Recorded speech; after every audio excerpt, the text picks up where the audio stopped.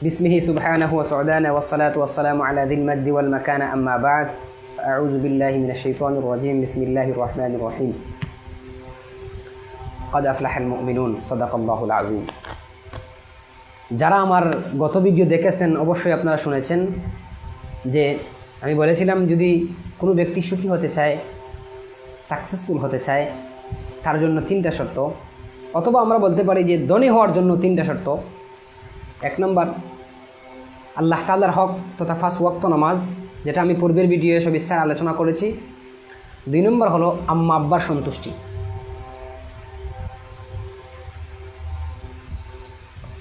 সবচেয়ে গুরুত্বপূর্ণ একটা বিষয় হলো যদি কোনো ব্যক্তির উপর তার মা এবং বাবা সন্তুষ্ট না থাকে তাহলে সে দুনিয়ার যে কোনো দেশে যাক না কেন, যে কোনো যেখানে যাক থাকুক না কেন, তার জীবনে সুখ আসবে না, সে জীবনে সুখী হতে পারবে না। এজন্য আমরা দেখতে পাই আমাদের সমাজে অনেক ভাই সারা জীবন প্রবাস জীবন কাটিয়ে দেয়, সারা জীবন দিন কা দিন রুজি করে কিন্তু সুখ নাই, অথবা তার উন্নতি নাই।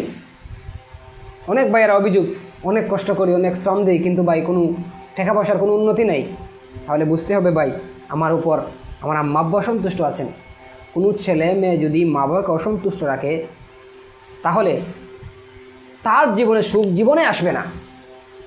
আপনি যতই শ্রম দেন, যতই কষ্ট করেন, যতই টাকা পয়সা অর্জন করেন না কেন, যদি আপনার আম্মা আব্বা আপনার উপর সন্তুষ্ট না থাকে তাহলে আপনি জীবনে সুখী হতে পারবেন না। এটা আমার কথা নয়, কোরআন হাদিসের কথা। দেখেন আল্লাহ তাআলা যত জায়গায় কোরআনের মধ্যে আল্লাহর হকের কথা বলেছেন, অত জায়গায় মাতা পিতার হকের কথা বলেছেন। কারণ মূল সৃষ্টিকর্তা হলেন আমার আল্লাহ তাআলা, আমাদের মূল সৃষ্টিকর্তা হলেন আল্লাহ, এবং দ্বিতীয় সৃষ্টিকর্তা যাকে বলা হবে অর্থাৎ যাদের মাধ্যমে আমরা দুনিয়াতে এসেছি তারা হলেন আম্মা এবং আব্বা। এখন এখানে প্রশ্ন, গুরুত্বপূর্ণ একটা প্রশ্ন হলো যে মা বাবার সন্তুষ্টি, আমি যে আমার মা বাবাকে সন্তুষ্ট রাখবো এর কি কোনো সীমারেখা আছে? যেমন অনেকে আছি যে আমার মা বাবা আমাকে দেখতে পারে না, আমার ছেলে মেয়েকে দেখতে পারে না, আমার স্ত্রীকে দেখতে পারে না, হ্যাঁ আমাদেরকে অন্য চোখে তাকায়, আমার অন্য ভাইকে অন্য চোখে দেখে। যদি এরকমও আমার মা বাবা হয়, সে পর্যায়েও কি আমার আম্মা আব্বার সন্তুষ্টি দরকার? তাহলে আমি বলবো হ্যাঁ, ওই পর্যায়েও আপনার আম্মা আব্বার আপনাকে দেখতে না পারুক, আপনার ছেলে মেয়েকে আদর না করুক, আপনার স্ত্রীকে দেখতে না পারুক, আপনার মা বাবার সন্তুষ্টি আপনার লাগবেই। এবার আপনাকে আমি ছোটো একটা উদাহরণ দিই। যদি কোনো ব্যক্তির মা এবং বাবা ইসলাম ধর্ম ত্যাগ করে বিধর্মী হয়ে যায়, যদি কোনো মা বাবা ইসলাম ধর্ম ত্যাগ করে হিন্দু খ্রিস্টান বৌদ্ধ হয়ে যায়, আল্লাহ না করুক, যদি নিজের ধর্ম ত্যাগ করে, তবুও শরিয়ত আপনাকে বলবে যে আপনার মা বাবার ভরণ পোষণ মাসিক দিতেই হবে। বাদবাকি আপনার মা বাবা ধর্ম ত্যাগ করেছে এজন্য আপনি আল্লাহর কাছে কান্নাকাটি করতে পারেন, দোয়া করতে পারেন, কিন্তু মাসিক ভরণ পোষণ আপনাকে দিতেই হবে। তাহলে আপনার মা বাবা যদি ধর্ম ত্যাগ করে চলে যায়, পাপের সর্বোচ্চ পর্যায়ের পাপ সেটাও যদি করে ফেলে, তাহলে আপনাকে আপনার মা বাবার ভরণ পোষণ দিতেই হবে। যদি পাপের সর্বোচ্চ পর্যায়টা করলেও আপনার ভরণ পোষণ দিতে হয়, তাহলে তো আপনাকে দেখতে না পারা, আপনার ছেলে মেয়েকে দেখতে না পারা, আপনার স্ত্রীকে দেখতে না পারা, এর কারণে তো আপনি মা বাবাকে না খাওয়ানো বা মা বাবাকে যে ভরণ পোষণ দেবেন এটা করতে পারবেন না।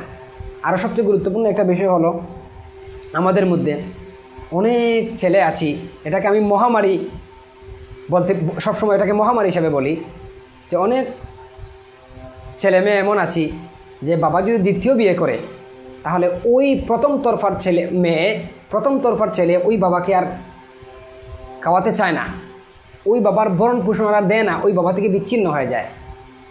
যদি কোনো ছেলে বাবা দ্বিতীয় বিবাহ করার কারণে বাবাকে না খাওয়ায় এবং বাবার ভরণ পোষণ না দেয়, তাহলে ওই ছেলে জেনে রাখুক নিশ্চিত কিয়ামতের দিন সে এই জবাব দিয়ে আল্লাহর কাঠগড়ায় করতেই হবে।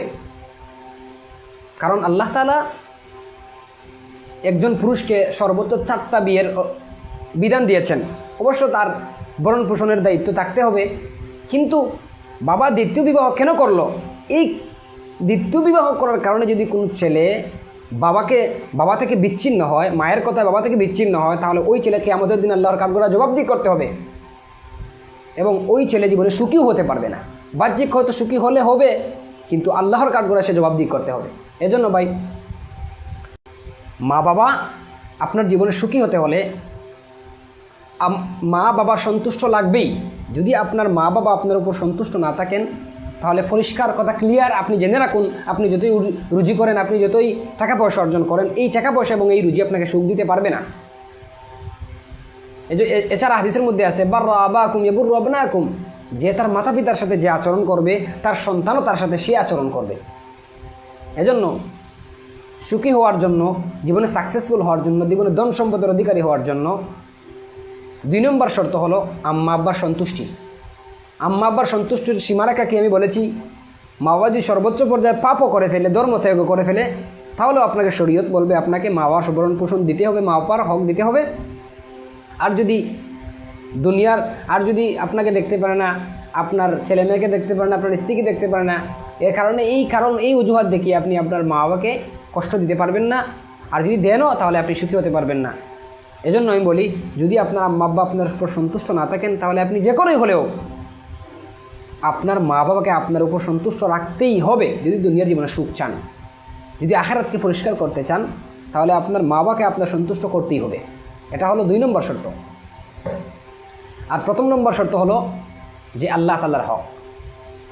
যদি আমরা এই 1ম হক আল্লাহ তাআলার হক, 2 নম্বরে মা বাবার হক যদি আদায় না করি, যদি আমার উপর আমার মা বাবা সন্তুষ্ট না থাকেন, তাহলে আমার জীবনে কখনো সুখ আসবে না।